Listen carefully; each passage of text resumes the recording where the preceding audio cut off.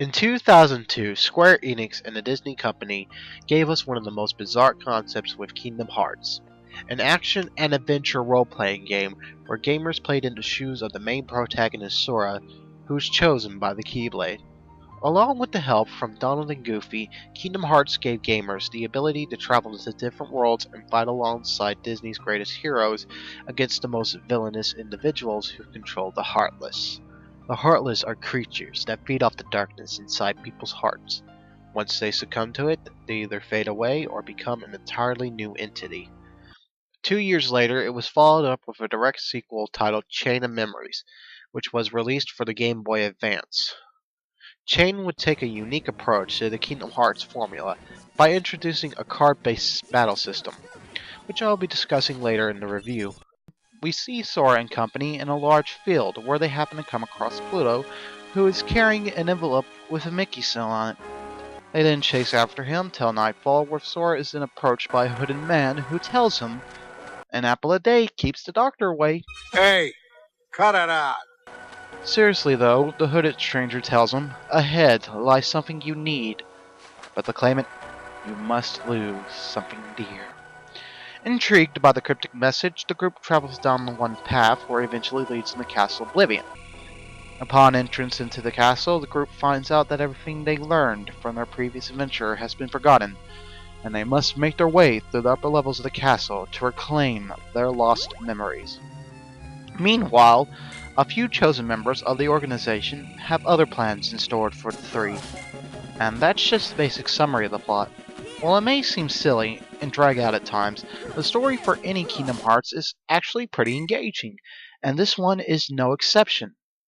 There's a sense of an anxiety, as well with eagerness, as you wonder what else are they going to throw next, creating some suspense and tension. As you navigate through room to room, you have two different perspectives. In the main area, the camera's perspective is set to an isometrical view. This can make hitting the Heartless and doors feel a little bit off, as you need to be very close to them. Although this hasn't stopped my footage from proving me wrong, because look at this. I was away from the damn thing and it still hit. That's awesome. Ahem, moving on. When engaged in battle, the camera switches to a 2D plane. All the battles are in real time, and you can roam within the space to dodge enemy attacks and deal out some pretty decent damage. The controls feel responsive, and each motion feels fluid. Never was there a moment where I felt that there was a delay with the controls. Sure, the screen can slow down if too many enemies are present, though this is a tolerable yet minor flaw, as it doesn't continue to plague the game. Every action in the game is influenced by cards, from proceeding forward to other sections of the world, right down to the combat. You have 5 different types of cards at your disposal. These vary from your standard attacks, magic, items, assists, and special cards. The way the card battle system works is that you have a number on the bottom right hand side. These will determine if your attacks or counters are successful in play.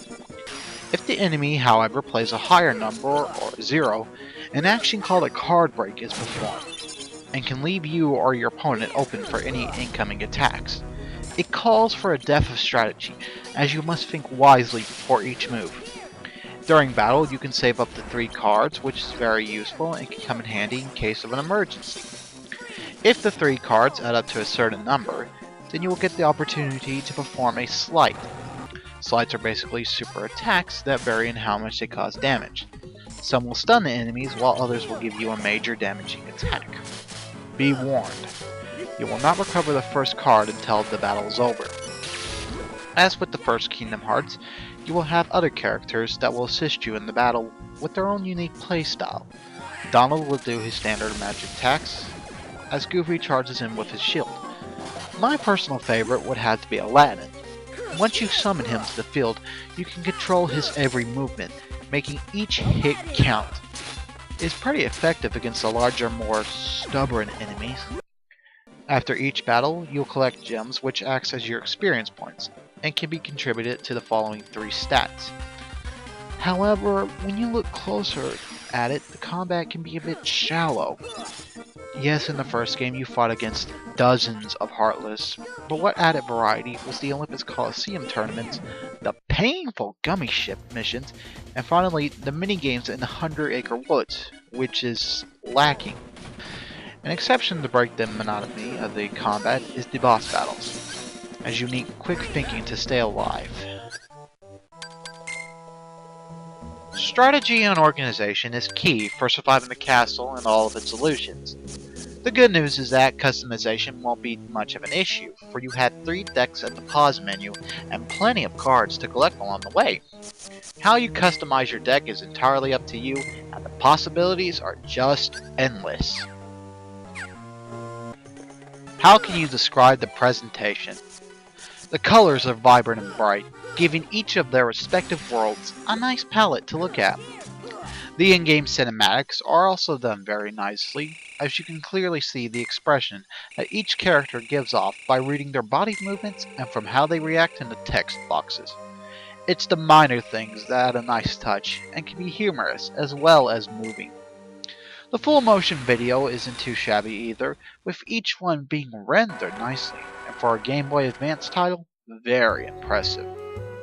Along with the story, music is another strong point that the Kingdom Hearts series offers. The music enhances the experience, with each track being beautifully orchestrated and memorable. The prime example is the dearly beloved theme at the start of each game, as it's peaceful. In the 7-year span after Chain of Memories, we've seen 4 titles released with a 5th one along the way. So, in future games, I would like to see the camera system improved. While 2's camera was a step in the right direction, there would still be times where it would fiddle around and be spastic. Also, in addition to the camera, a more expansive world, with the map included. There's nothing wrong with a little exploration, as long as there's something going on, like say, a second world boss, or the return of Trinities. This would give gamers more time to find everything, and could add some replay value. With its unique card-based battle system, vast story, colorful presentation, great music, and endless customizable options, Chain of Memories is an enjoyable game that's also addicting in its own right. Its difficulty, while frustrating, doesn't take away from the experience. After all, there's nothing wrong with a good challenge. I'm Jarret91, signing off, and wishing you all happy gaming.